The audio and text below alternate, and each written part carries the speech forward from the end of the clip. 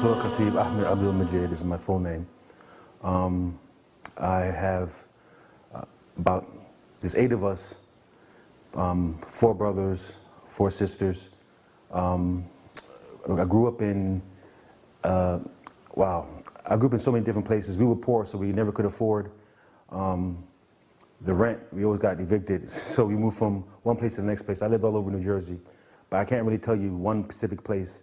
It wasn't it was maybe until I got, I think we were 13 or 14 years old till my father found a good job and we got settled, so to speak. But my father was seeking Islam before I was even born. He became Muslim before I was even born. So I was born in I was born into Islam, into Islamic household. But and my father went, for the first 5 years of my life I was in Saudi Arabia. From the womb, my father traveled and went to Saudi Arabia to go study. And from there he went to Egypt and different countries until he decided he couldn't find a proper school.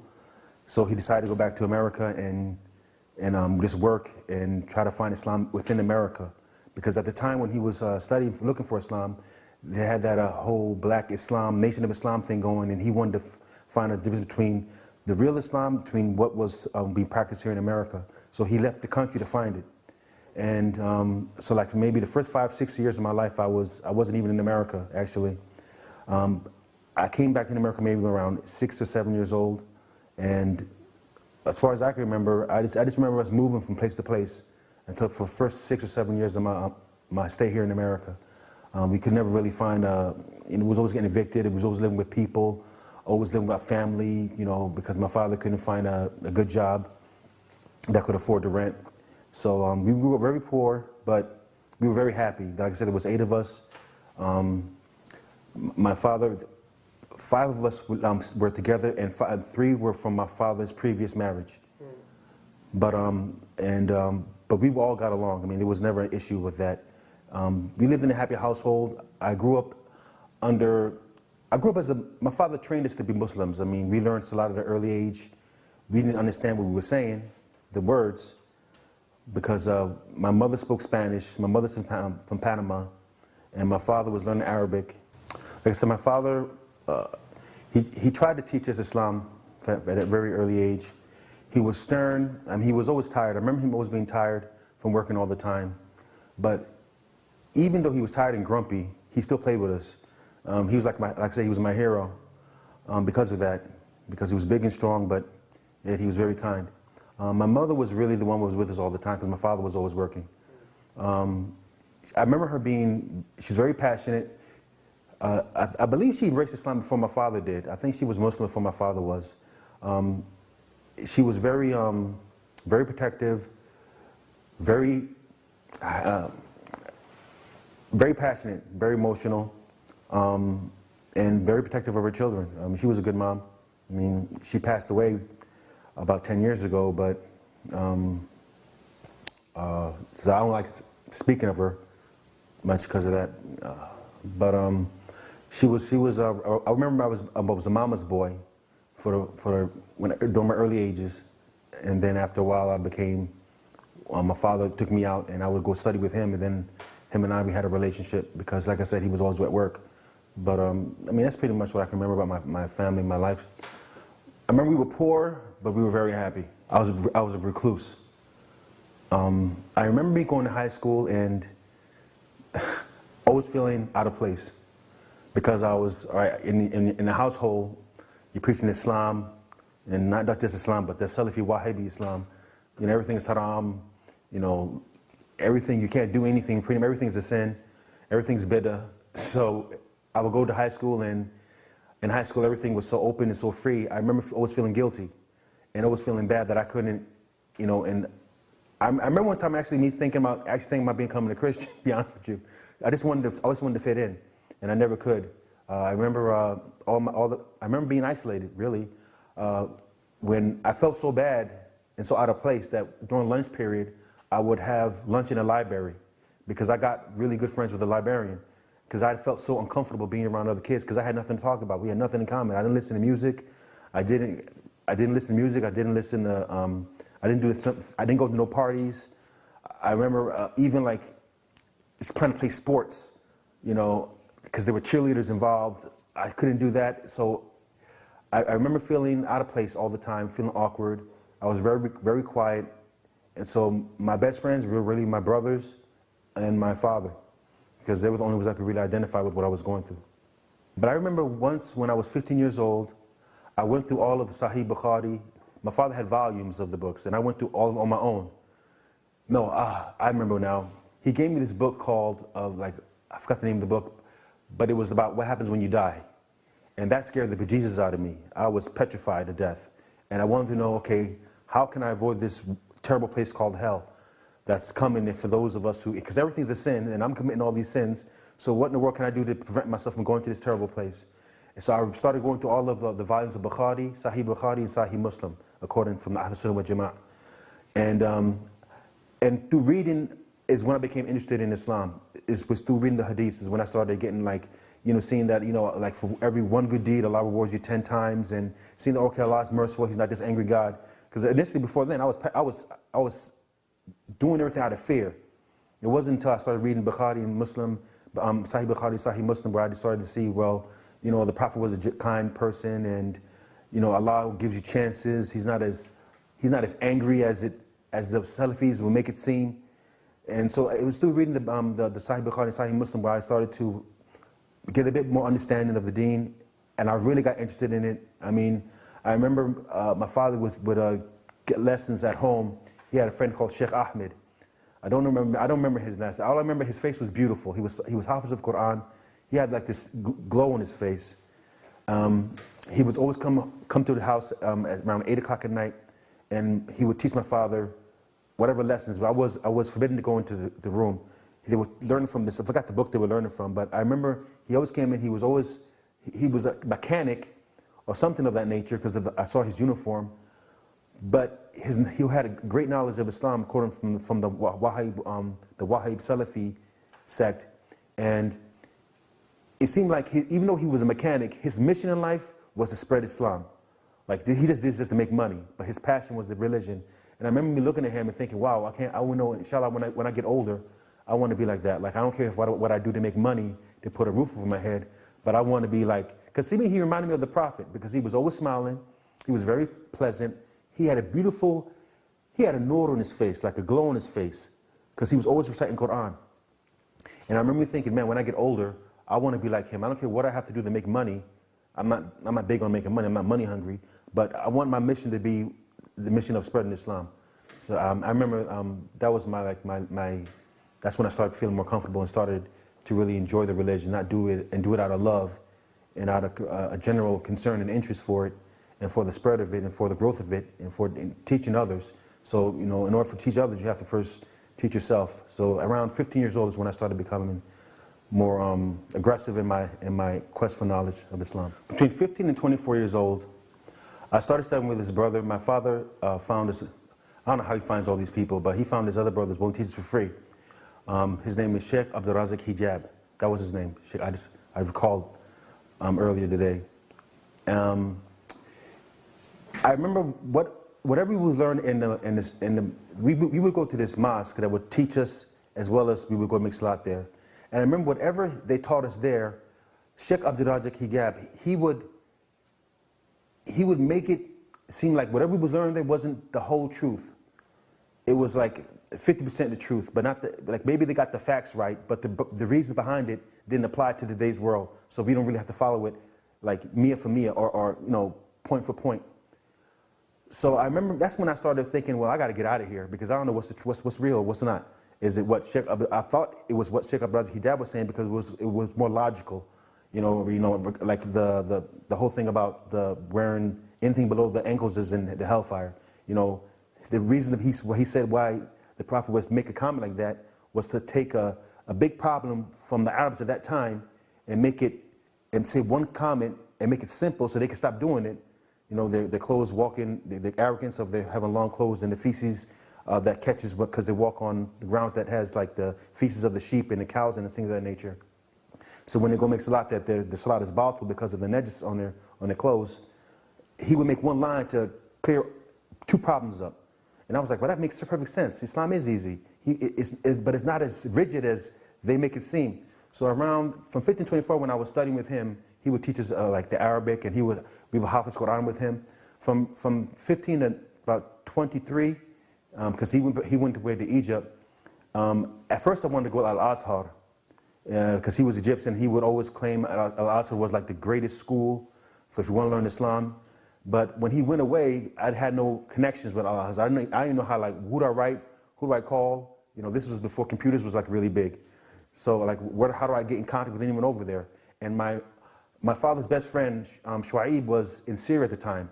He was working for the American Language Center in Syria. And he said that there's a school called Jamaah al-Noor in Syria, in Damascus, and I could study there. So what I did was I worked 2 jobs, 2 security jobs. And I saved my money, and enough money so that when I went over there, I have enough money for me to stay over there maybe 2 to 3 years. And that's when I decided to go, and that's why I wanted to go. It's mandatory. I mean, I was getting Arabic lessons there, and I was getting lessons on how to make salat and things of that nature, basic fiqh. But when I would go to my other classes from Sheikh Abdul Razak Hijab, it was a private lesson, just a father. He was basically doing a favor for the family because he liked us. He would explain things that they couldn't explain. And when I would go back there thinking that, okay, I'm gonna school these guys now, I'm gonna let them know what they refuse to tell us, and why won't they just tell us these things to make it sound easy? They would tell us that they would get even angrier and just shoot me down and tell me that, ask me like, who said this? Like, who gave him the permission to say these things to you?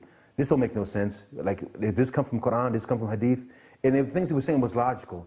It made logical sense. But because I didn't have enough, I mean, I couldn't tell him the verse of Quran that this came from, or I could tell him like the use of logic, and the use of logic is needed in Islam. I couldn't come with any of these rebuttals. They shot me down and told me that I don't know any better, and it's best for me. They would invite Sheikh Abdul Razak Hijab over to come and speak with him, but it never happened because he said that he knows these people, what kind of people these are, and it's pointless me going over that would just cause an argument. They would come to no understanding. They were all older than me. They were all men. I was probably the youngest one there, easy. I would go there only because my father would go to was studying there as well. A lot of these people were, most of them I have to say they came out of jail. A lot of them were streets. It was like in a neighborhood, like in a poor neighborhood. So it was a lot of brothers that probably they embraced Islam through jail, you know, after talking to them, and me being born into Islam, I had a different attitude altogether. Some of us came from the streets. Some of them were ex-gang members. A lot of them embraced Islam through jail, and I think that some of the companions they tried to imitate were the ones that had the more of aggressive personalities. And me being born into Islam and not coming from that type of a background,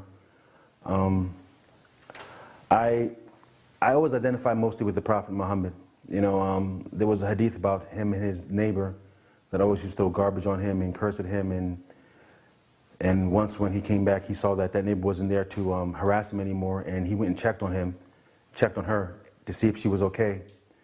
And that hadith was what personified to me the essence of who the Prophet was. He was a person of compassion and mercy, and not so much of aggression and challenging people and being authoritative and just pushing his will on others.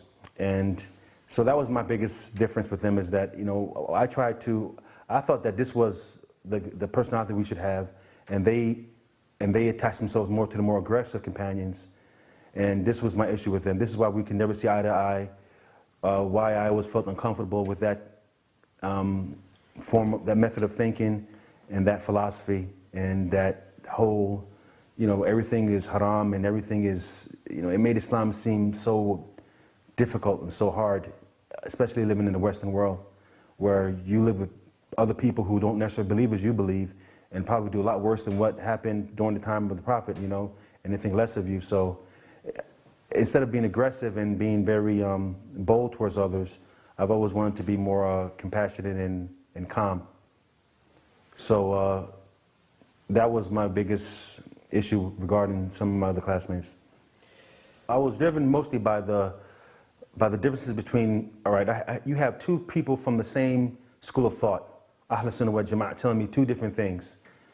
That was part of it. Another part of it was I just wanted to be in the Muslim world.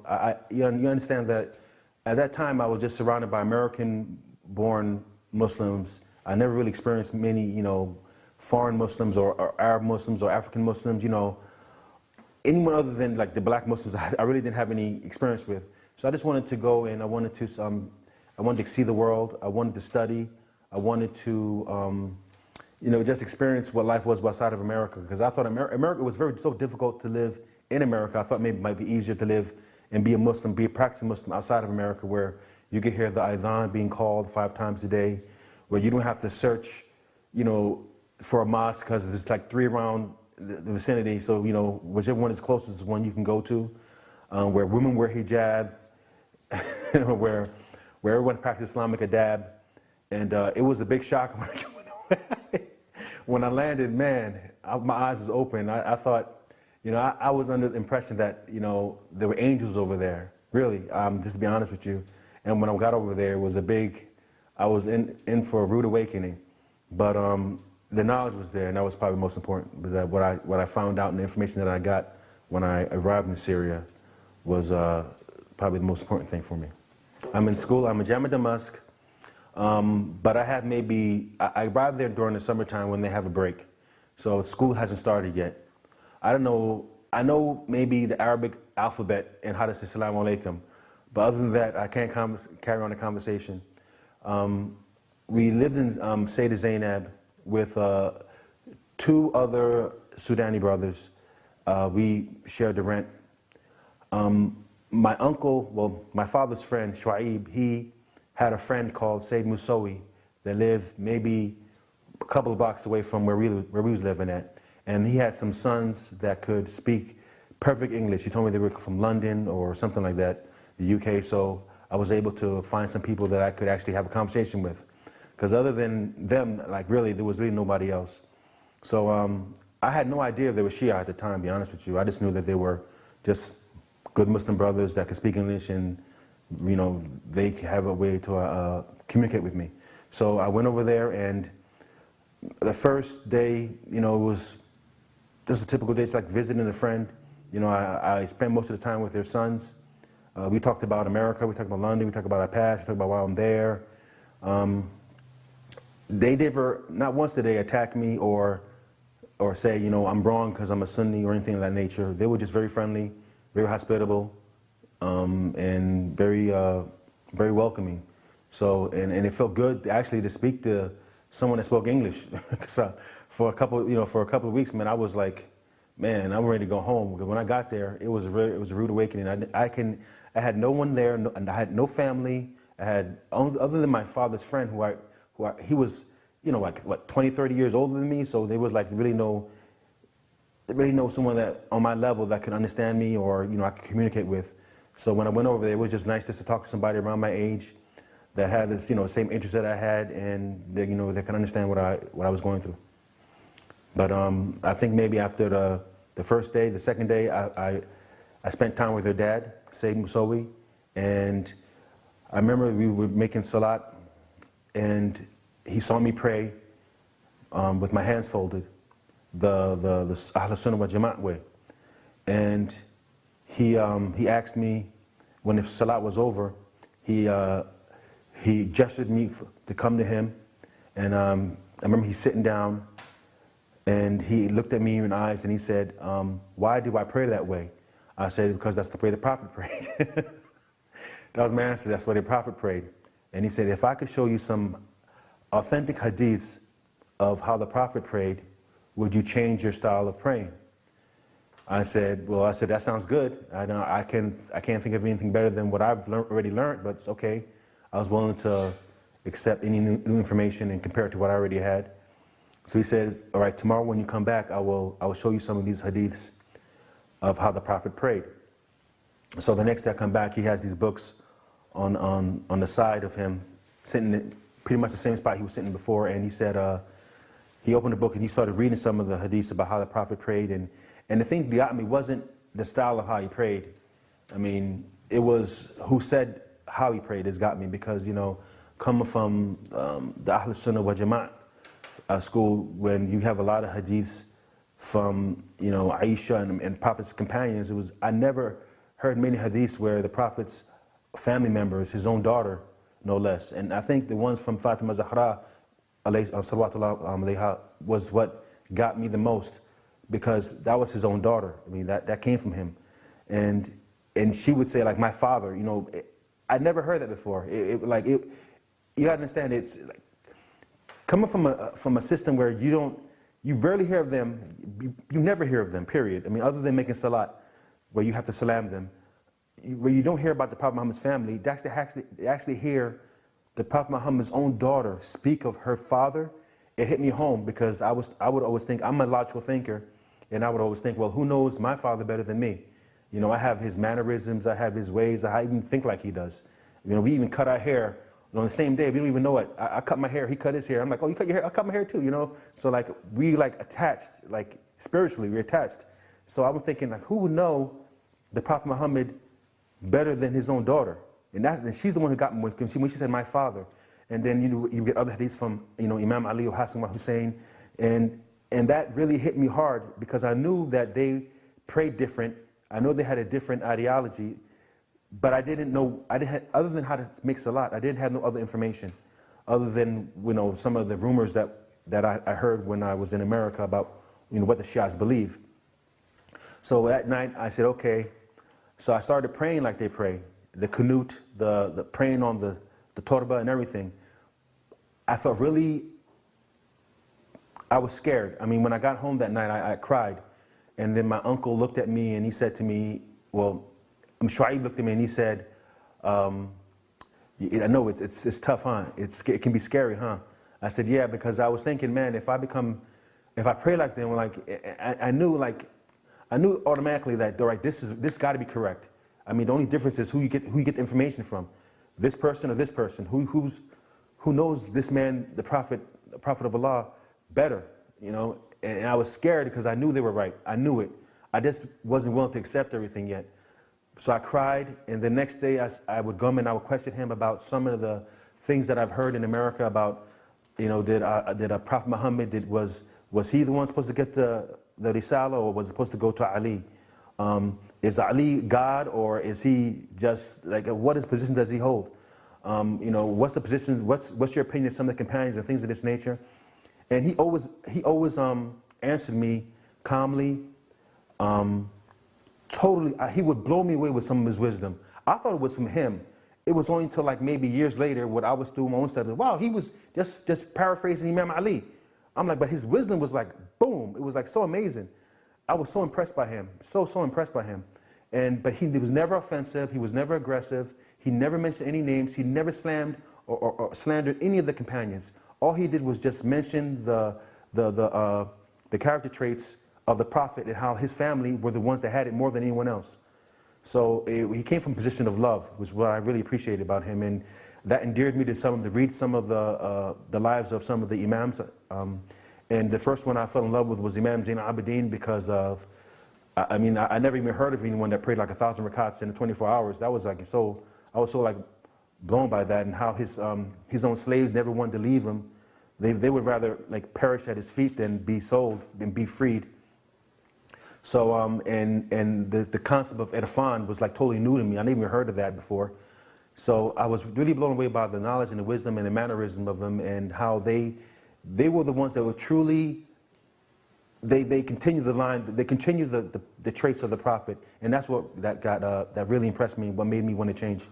And I remember I decided, okay, I'm going to change now. I'm going to go full out. I'm going to say I'm a Shia and everything, you know. I'm even going to take my Shahada over again. But I wanted my father's permission first. So I remember going to the Maktab Hatif, and I remember me calling my father, and I was shaking in my boots. I was like, oh man, I hope he don't disown me. I hope he don't think less of me. I hope I don't disappoint him. And when he called, he just gave me the vote of confidence. He said, you have to do what's right for you, and you know, just trust your own judgment. And when he said that, like, I calmed down, because I knew I was right. I just didn't want my father, I just didn't want to disappoint my dad. So when he gave me that vote of confidence, I calmed down, and I went full-fledged. After that, you could tell me anything about anything, but so long as it was correct, I didn't care. I didn't care if it hurt my feelings, you know. because at that time, but when I was Sunni, I wanted to be like Abu Bakr, and now from changed from wanting to be like Abu Bakr to want to be like one of the imams, you know, I felt like sacrilegious back then, but now I know it's the correct way to go. The whole thing lasted, for me, changing the way I prayed, for me, like just diving into some of the knowledge of the imams and what they went through in different wars that Imam Ali fought, took about maybe a month.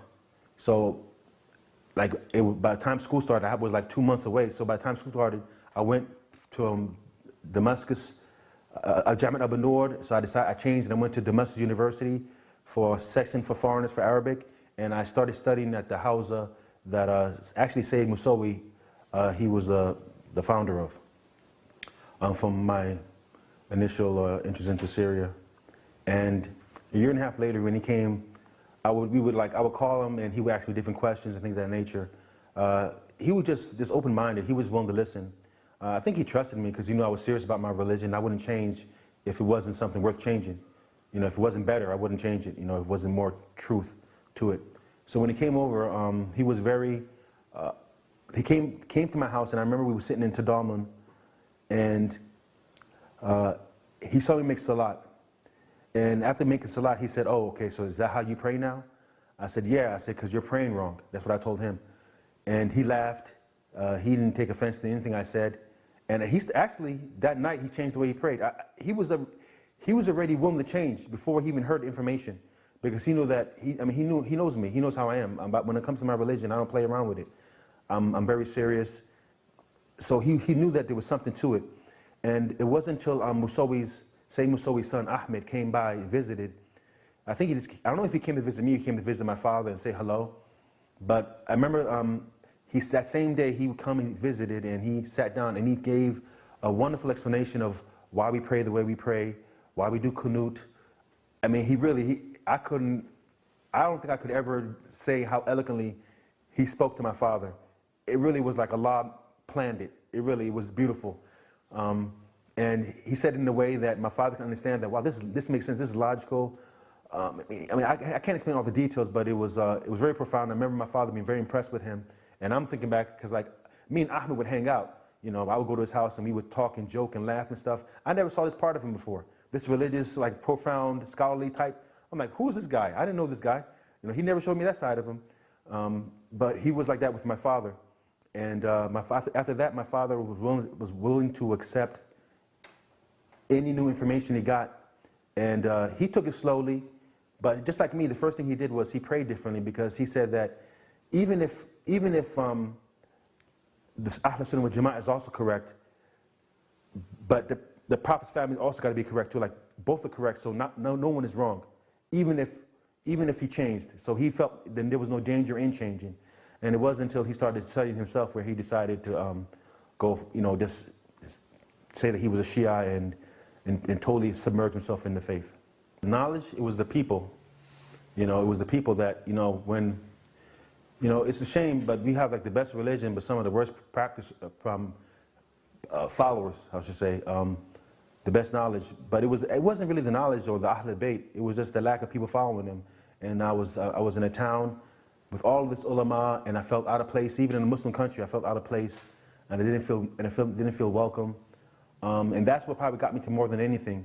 But I never once blamed Islam or blamed the law or blamed the imams. You know, I've always said, well, you know, I wish people would just practice more, was really the issue.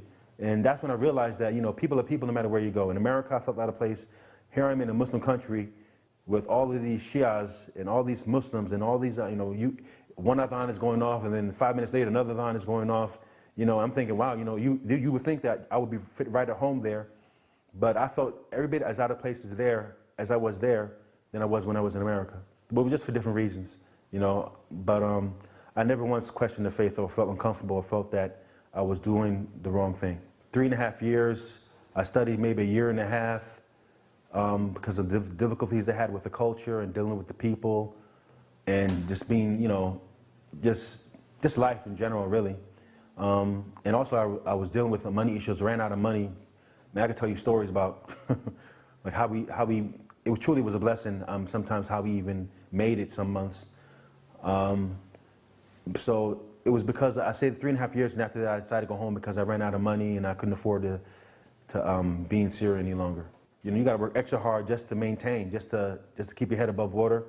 Everything's expensive, way expensive, and it was more expensive because I was there 3 years ago, and inflation and everything, prices went up. So when I came back, I was surprised by how much things got, you know, gas prices and everything else was up just in 3 years, 3.5 years. So when I came back, man, I had to work twice as hard, just not even to save, just to not. And then when I got back, like my family broke up, everybody was older, everybody moved out, some people went to school. And so there was like, and I had no real place to call home anymore. So I had to live on my own and just working just to keep myself above water. Me living alone in the West, it strengthened me in a way, and also it weakened me in a way. I mean, you do get affected when you're surrounded by non-Muslims, and all you see is, you know, their way of doing things and their way of thinking. It can weaken your manners. Your akhlaq can get weakened. But in another way, it also strengthened me because I didn't want to lose everything. So I didn't want to lose salat, I didn't want to lose siyam, I didn't want to lose zakat, I didn't want to lose these things. So it would force me to study, even though I was working so much that by the time you go home, you know, all you want to do is like sit in front of the boob tube and let it watch you while you fall asleep. But still, it gave me the strength to, you know, maybe read an ayat or read a book or try to further some education as far as Islam goes. But it did affect me. I mean, I remember once when I was at work, it was time for me to make salat, and my boss let me go to the back room and make my prayer. And when I came out, one of my coworkers, who I never knew before was Muslim, he snuck his head in the door and saw me in sajda. When he came out, he realized I was Muslim.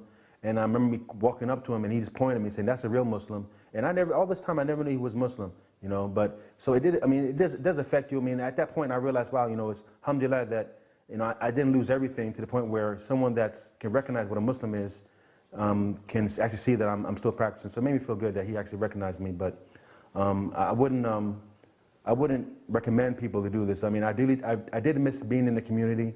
I did miss hearing the adhan. I did miss hearing, you know, being able to go to a majlis on a Wednesday night instead of going to a khutbah on Fridays. You know, I did miss these things, but it strengthened me knowing that I could still persevere on my own because of the internet and the computer and YouTube.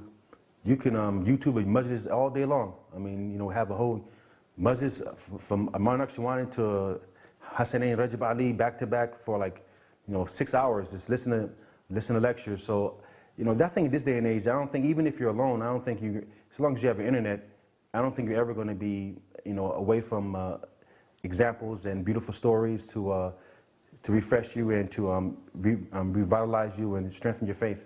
You know, thank God for the internet. For 10 years, working 2 jobs for 10 years, sometimes even 3 jobs. 2 jobs, 2 full-time and a part-time job. After doing that for maybe 10 years,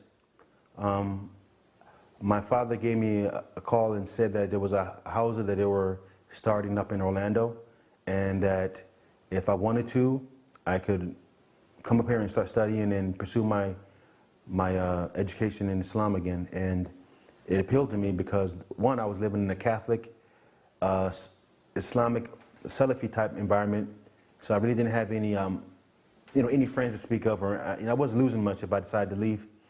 So I decided to come to Orlando, and I decided to study under Maulana Beg and in Imam Ali Seminary. Am I okay? Yeah. In Imam Ali Seminary, and just to further my pursuit and knowledge of Islam. Inshallah, the plan is to study here for 2 years and then go overseas to Qom and study in Iran, or if that don't work, study in Iraq, and just do what I always dreamed when I was a child. Really, I said before when I was a child that I don't care what it was that I did to feed myself. You know, I'm not money hungry. Oh, I never was money hungry. I never had it to begin with. But so long as I can take care of myself and take care of, you know, if I'm married, take care of my wife. But my real job, my real passion is to spread the religion and spread Islam. So long as I can do that, I would love. I mean, I saw some of my curriculum that I'm going to have over there in Qom, and my mouth is watering. I do believe that whenever I'm feeling down or feeling depressed, I always go back to the Prophet and the Ahlulbayt and take advice from them. That's pretty much all I have.